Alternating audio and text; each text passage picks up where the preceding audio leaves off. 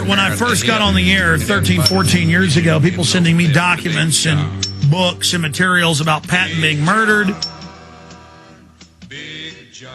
And now they've got government documents. They've got proof. If you Google General Patton murdered by CIA, you get the Sunday Express, you get the London Telegraph, you get mainstream news.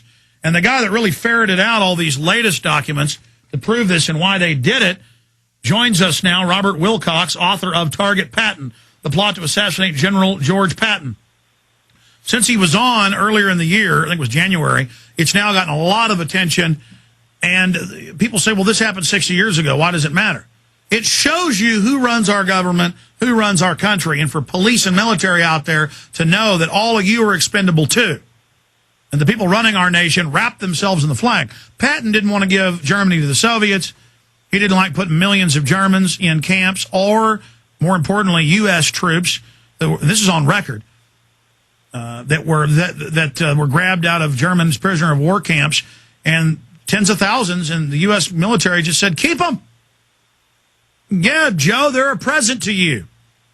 That's what they think of you.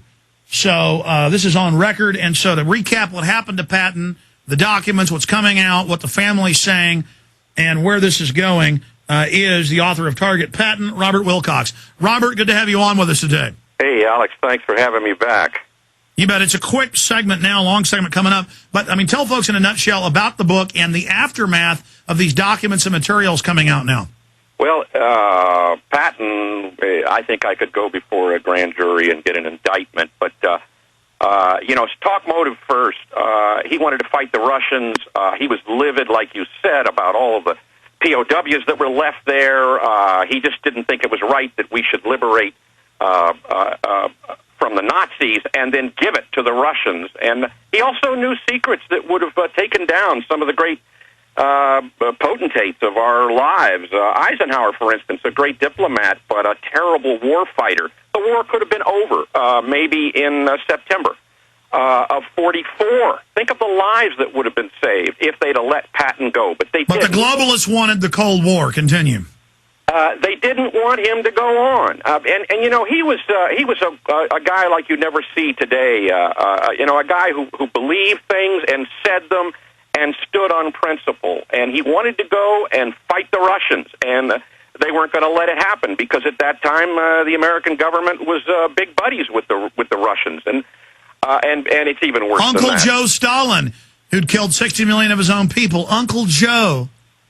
Uncle Joe, that's what FDR used to call him. And, FDR was convinced that Stalin was a great man, that Russia was a great country, and that they were needed to keep the world a better place after the war. And so that in a nutshell, those two are the biggest reasons.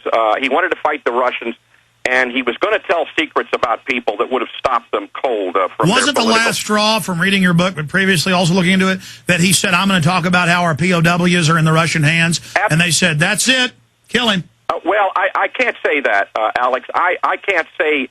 All I can tell you is that while Bill Donovan, and what the book does is I found eyewitnesses. The man who says that he staged the accident, that eventually ended in Patton's death.